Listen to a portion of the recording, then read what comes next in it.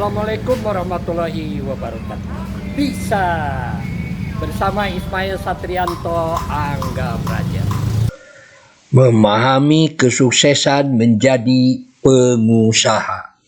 Ketua CSM Jawa Barat.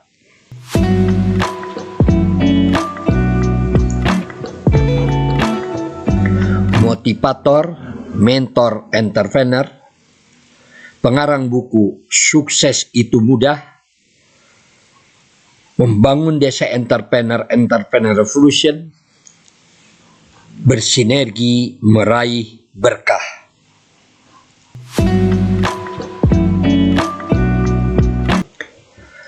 Ada jutaan orang yang memilih tidak bekerja pada orang lain dan membuka usaha sendiri. Namun mereka belum layak disebut pengusaha kalau sekedar membuka warung, bekerja seadanya untuk hidup.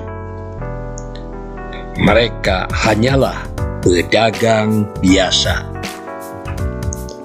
Ciri-ciri mereka adalah stagnan, tak ada perubahan dari waktu ke waktu, dan usahanya dikerjakan tanpa rencana kemajuan sama sekali. Seorang pengusaha adalah seorang yang moving forward, maju terus ke depan. Usahanya tumbuh dari waktu ke waktu. Dari satu kedai menjadi 5, 10, 100, lalu 1000.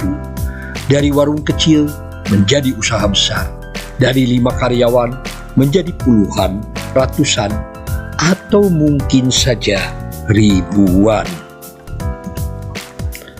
Tak peduli apakah ia seniman, wartawan, pekerja sosial, atau industriawan, siapa saja yang melakukannya, ia bisa disebut pengusaha asalkan bertumpu pada fondasi pertumbuhan. Bagaimana mengubah diri dari miskin menjadi kaya? Mulailah dari cara berpikir. Karena untuk bisa menjadi kaya adalah orang harus memahami cara berpikir. Cara berpikir orang kaya, cara berpikir orang miskin. Kerja keras adalah modal yang utama. Namun kerja keras saja tidak cukup untuk menjadi kaya bertambah kaya. Karena banyak yang sudah kerja keras, tetapi tetap tidak bisa kaya bertambah kaya. Kerja keras untuk mencapai yang dikehendaki. Kerja keras adalah modal yang utama untuk 1, bisa dipercaya. 2, bisa disukai, dicintai banyak orang. 3, orang mau membayar lebih. 4, orang mau memberikan pinjaman modal. 5, orang-orang tumbuh rasa hormat. 6, timbul kejujuran dalam diri, percaya diri. Mengapa ada orang yang kaya dan yang miskin? Mengapa ada orang yang kaya bertambah kaya dan miskin bertambah miskin? Itu disebabkan karena dari cara berpikir. Orang kaya adalah orang yang dimana jika dia mendapatkan uang atau mendapatkan aset atau warisan selalu berkata, uang ini dipakai bisnis apalagi, dipakai usaha atau produksi apalagi. Sedangkan orang-orang miskin, jika dia memiliki uang, dia selalu berkata, uang ini dipakai membeli apa. Jadi yang membedakan antara orang kaya dan orang miskin adalah terletak dari cara berpikir, di mana cara berpikirnya adalah yang selalu, yang satu adalah selalu mengumpulkan uang karena bisnis apa, produksi apa. Sedangkan yang satu adalah selalu ingin membeli apa. Manusia dibagi 3 bagian. Yang pertama adalah manusia miskin bertambah miskin. Yang kedua adalah manusia sedang. Dan yang ketiga adalah manusia kaya bertambah kaya. Peta kehidupan manusia. Ada pendapatan, ada pengeluaran.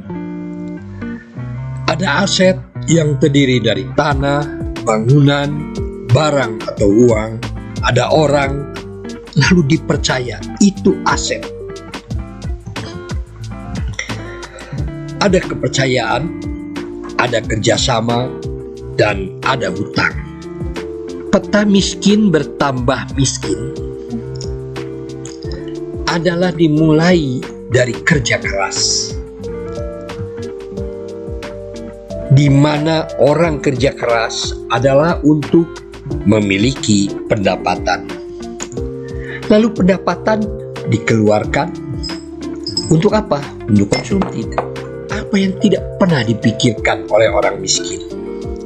Yang tidak pernah dipikirkan oleh orang miskin adalah aset, yaitu dia memiliki tanah, tetapi tanahnya tidak pernah dimaksimalkan, tidak pernah diolah dengan maksimal. Dia memiliki bangunan, tapi bangunan menjadi beban kehidupannya, tidak pernah dimaksimalkan, tidak pernah berpendapatan.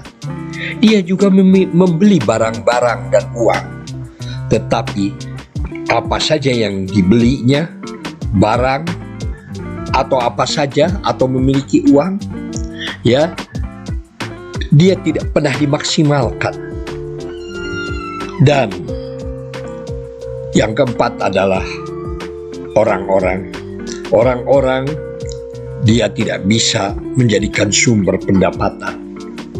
Dan yang kelima adalah bisa dipercaya. Jadi orang miskin tidak pernah memaksimalkan asetnya. Dia cenderung bekerja keras, berpendapatan, lalu dikeluarkan untuk konsumtif. Tetapi lingkungannya, tanahnya tidak bisa dimaksimalkan untuk pendapatan. Bahkan dia memiliki aset berupa handphone, tapi handphonenya tidak mampu menjadikan sumber pendapatan. Bahkan handphonenya menjadi sumber kemiskinan, karena dia harus membeli pulsa dan dia waktunya habis dipakai main game atau bersenang-senang dengan handphonenya, karena stres. Akhirnya bagaimana? Akhirnya tak ada manfaatnya handphone yang dimilikinya karena tidak bisa berpendapatan. Lalu orang miskin itu tentu saja tidak bisa dipercaya dan juga tidak bisa membangun kerjasama dan jaringan, dan juga dia tidak dipercaya untuk berhutang. Jadi bagaimana sekarang peta manusia sedang? Peta manusia sedang itu adalah seperti Dr. Andes, doktor atau direktur atau pekerja, para pekerja dan sebagainya, yang dimana orang itu memiliki kehidupan yang dianggap oleh orang lain itu sedang, karena dia adalah seorang yang berpendidikan tinggi. Dia juga bekerja keras untuk apa? Untuk berpendapatan, ya. Lalu tak kala dia berpendapatan dikeluarkannya habis dipakai untuk konsumtif. Tapi karena dia itu seorang sarjana, seorang direktur, dia merasakan, masa saya ini sebagai seorang sarjana, masa saya ini seorang direktur, rumahnya tidak lebih bagus daripada tetangga yang lulusan SMA, daripada tetangga yang lulusan SMP. Maka mulailah dia berubah, ya, kehidupannya. Kenapa? Karena dia harus memenuhi kehidupan disesuaikan dengan jabatannya. Tak kala naik jabatan, naik juga kursinya juga diganti. Nah, sehingga konsumsinya menjadi terus bertambah, ya. Tetapi dan pengeluarannya bertambah, tapi pendapatannya itu tetap, maka dia berusaha untuk kerja keras. Kerja keras untuk apa? Kerja keras untuk dia berusaha mencari kepercayaan, ya. Mencari kepercayaan, ya, lalu membangun kerjasama dan untuk berhutang. Ya, inilah yang menyebabkan bagaimana orang yang petanya sedang itu menjadi lebih sulit, ya. Kenapa? Karena begitu dia mendapat uang, uangnya dipakai pendapatan. Sedangkan pengeluarannya bertambah, sedangkan pendapatannya tetap, tetapi dia harus membayar hutang. Dan juga dia harus membiayai aset-aset yang berupa tanah, bangunan, atau barang-barang yang belinya, serta orang-orang yang dipercayanya. Jadi baru digunakan untuk konsumtif, ya. Jadi manusia sedang ini karena pendapatannya tetap, pengeluarannya bertambah, inilah yang menjadikan orang korupsi di tempat kerjanya. Sekarang bagaimana peta kaya bertambah kaya? Orang kaya itu adalah orang yang memikirkan aset berupa tanah, bangunan, barang-barang, orang-orang, atau uang, atau kepercayaan yang dibangunnya. Ini adalah aset. Jadi orang kaya itu kerja keras. Untuk apa? Untuk memelihara, mengembangkan, dan memaksimalkan aset yang dimilikinya. Sehingga dari sinilah, dari aset inilah berpendapatan. Lalu setelah berpendapatan dia dikeluarkan. Tetapi dia tidak memikirkan konsumtifnya, tapi dia tanamkan lagi kepada asetnya. Ya, bisnis apa lagi, produksi apa lagi yang harus dikembangkan, ya, sehingga pendapatannya, kerja keras, pendapatannya menjadi meningkat terus. Tetapi ternyata tanah dan bangunan dan barang-barangnya banyak yang belum dimaksimalkan. Dia berusaha untuk kerja keras lagi untuk apa? Untuk membangun kepercayaan, ya. Kepercayaan itu membangun kerjasama atau jaringan. Jadi selama orang bisa dipercaya dan selama orang bisa membangun kerjasama dan jaringan, lebih baik kita bekerja sama untuk mengembangkan aset ini. Tetapi bisa saja kita bekerja sama dengan cara berhutang. Untuk apa? Bukan untuk pendapatan, tapi untuk ditanamkan lagi mengembangkan aset. Sehingga dari aset-aset yang dibangun, dari tanah yang diberdayakan, dari bangunan yang diberdayakan, dari barang-barang yang diberdayakan, maka akan menjadi pendapatan yang berlipat-lipat. Lalu dikeluarkan lagi, ya. Untuk apa? Untuk membayar hutang, untuk membayar aset, barulah dipakai untuk konsumtif. Jadi ciri manusia kaya bertambah kaya adalah aset-asetnya berupa tanah, bangunan, barang-barang, dan orang-orang mampu dikerjasamakan, dibuatkan jaringan, diberdayakan sehingga mampu menghasilkan hasil yang lebih banyak. Manusianya sangat serius dalam menjalin kerjasama atau jaringan, mengelola, mengembangkan, dan memelihara aset-aset yang dimilikinya.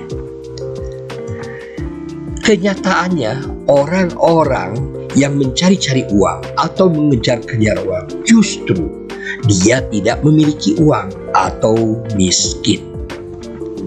Jadi harus bagaimana? Jangan mencari uang, bekerja dengan maksimal dan bersungguh-sungguh meskipun tidak ada yang membayarnya, untuk membangun, memelihara kerjasama yang kuat, untuk menjadi peternakan uang, percetakan uang bersama. Berapa pendapatan? Yang penting selalu bersyukur, belajar untuk membangun peternakan uang atau mesin pencetak uang, sehingga mampu berpendapatan tiap hari, tiap minggu, tiap bulan, tiap 3 bulan, tiap 6 bulan, ya, tiap tahun, 3 tahunan, 5 tahunan, dan seterusnya. Ya, 10 tahun, 20 tahunan. Jadi, yang pertama yang harus diperhatikan, bahwa bagaimana kita ini untuk menjadi kaya bertambah kaya, ya harus jadi pengusaha, bukan jadi pegawai. Karena kalau jadi pegawai, maka pendapatannya dipatok. Sedangkan menjadi pengusaha, ya pendapatannya terserah kita, tidak ada yang mematoknya. Tapi yang harus diperhatikan, bisnis itu harus legal, terdaftar minimal di kelurahan atau di desa. Apa tujuan bisnis itu yang sebenarnya? Tujuan bisnis adalah untuk membangun kerjasama yang kuat untuk memperbanyak dan mengembangkan aset, dan untuk memperbanyak kepercayaan, kerjasama, dan hutang. Untuk apa memperbanyak kepercayaan dan kerjasama dan hutang itu? Untuk membangun kerjasama yang kuat untuk memperbanyak dan mengembangkan aset. Contohnya seperti ini. Saya membeli tanah, harganya 275 juta. Lalu saya buatkan Raja Sate di Jalan Oto Iskandar di Nata. Ya, setelah itu 2,5 tahun saya keuntungannya hanya 75 juta. Ya, tetapi setelah 2,5 tahun berapa harga tanah itu? 400 juta. Berapa harga tanah itu? 950 juta. Berapa harga tanah itu? Setelah 6 tahun 1,6 miliar. Ya, berapa sekarang harganya? Mungkin harganya 2,6 miliar lebih. Ya, tanah dan bangunan itu. Jadi para pengusaha itu bukan budak uang. Para pengusaha itu adalah orang yang berjuang memaksimalkan aset-aset yang dimilikinya, yaitu di mana aset-asetnya berupa tanah, berupa bangunan, berupa kenalan orang-orang, berupa HP-nya, itu digunakan untuk semata-mata memperbesar pendapatannya. Jadi sumber keuangan itu lebih penting daripada uang. Karena kalau kita mengejar-ngejar uang, maka kita bisa saja berkhianat kepada orang, tidak berbuat kebaikan kepada orang, karena yang dikejarnya adalah berhala uang. Tetapi jika kita sekarang berusaha membangun peternakan uang, maka orang itu akan menjadi sumber pendapatan dalam jangka panjang. Maka itu marilah kita menjadi seorang pengusaha, ya, jangan memiliki mental pegawai, ya. Mental pengusaha itu adalah orang yang selalu mementingkan bagaimana sumber-sumber keuangan itu terpelihara dengan baik. Ya. Nah, sekarang bagaimana cara memahami atau membangun usaha? Ada 9 langkah, ya, untuk membangun usaha sebelum kita memiliki pabrik atau sebelum kita membuka toko, begitu. Yang pertama,